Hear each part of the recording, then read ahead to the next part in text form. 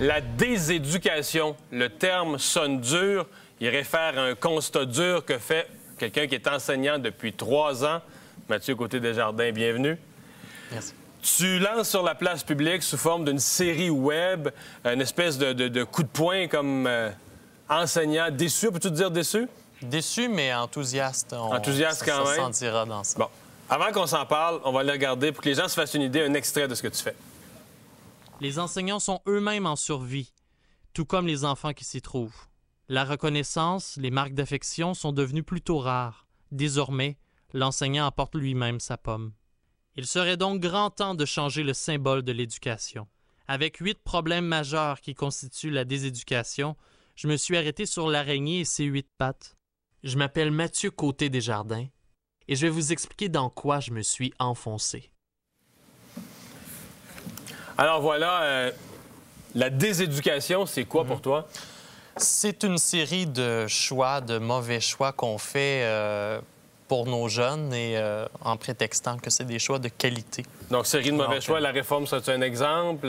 Oui, et on règle la question en quelques minutes. Ça, c'est dans le 10 de l'iceberg qu'on voit, tandis que le projet de la déséducation va dans le 90 Donc, la réforme, et ça a été toujours une tête de turc. Quand ça ne va pas en éducation, c'est la réforme. Donc, ça sert à certains gens et peut-être même au ministère. Tu dis c'est plus profond que ça? C'est quoi? C'est beaucoup plus profond que ça et j'ai dû aller pas seulement sur des choses dont on traite habituellement, comme le ministère de l'Éducation, les directions d'école. On va beaucoup plus au niveau sociétal. On va explorer les pistes des communautés au Québec. Pourquoi ça Est-ce qu'on, d'abord, tu dis sociétal, on va revenir sur les fonctionnaires de l'éducation tantôt, mais est-ce que, comme société, on valorise l'éducation? Parce que dans la Révolution tranquille des années 60, on s'est dit, hey, là, on va faire un rattrapage, l'éducation, ça va être important. Là, j'ai l'impression que c'est complètement cassé dans le Québec. Oui, bien, je pense qu'il y a eu un entrain, effectivement, avec le rapport parent. Évidemment, l'égalité d'avoir la chance d'aller à l'école, c'est une chose, mais d'être obligé maintenant d'aller à l'école, là, pour moi, ça devient un problème aussi, là, surtout avec ce que l'école devient. J'ai rien contre l'apprentissage, ni la culture, ni le savoir. Je suis très, très emballé par ça. Mais pour le reste, pour ce que ça devient, pour ce qui reste, non. Comme enseignant, donc tu as fait 3 ans, si tu as fait ça, c'est parce que tu as vu des choses, tu as vécu des choses. Essaie de nous raconter, de nous résumer brièvement. C'était quoi les électrochocs qui ont fait que 3 ans plus tard, tu veux réveiller le reste du Québec? Bien, d'abord, ça a été la formation des maîtres, là où ça commence, finalement. Où ça a commencé pour moi. On peut même pas parler de hauteur. Donc, la façon dont les futurs enseignants sont formés, c'est nivellement par le bas, c'est minimal? C'est plus que ça. Oui, on est dans les bas-fonds. Ça, c'est une chose. Donc, on commence par ça. Et ça va avec toute mon histoire personnelle, on va la suivre aussi à travers les web-épisodes. Okay. Puis une fois que l'enseignant, bon, OK, on dit sa formation comme enseignant, c'est pas terrible. Une fois qu'il arrive à l'école, est-ce que le système est basé sur aller chercher le meilleur de l'enseignant?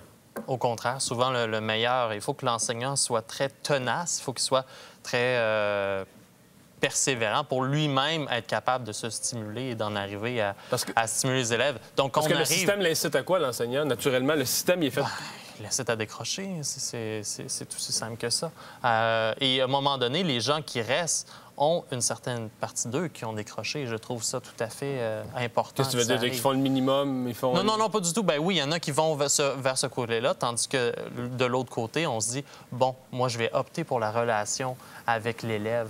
Je vais opter pour certaines choses qui sont plus essentielles avec nos valeurs, tandis que si on continue à suivre les valeurs de l'école, bien, on le voit, là, c'est un reflet de société, la déséducation. Et ça se passe dans nos classes. Là, on vient d'avoir cette semaine des chiffres épouvantables sur le décrochage. Une autre série de statistiques qui nous dit qu'on est les pires au Canada sur le décrochage scolaire. Les solutions, quand on va avoir fini d'écouter, quoi, c'est jusqu'en décembre qu'il va y avoir des nouvelles? En décembre, il y a des web-épisodes jusqu'à 8. Okay. Ça, on prend vraiment le temps de dénoncer, de débattre et les changements. Il y a des petites bribes ici et là. Le site Internet en lui-même est un mode de changement.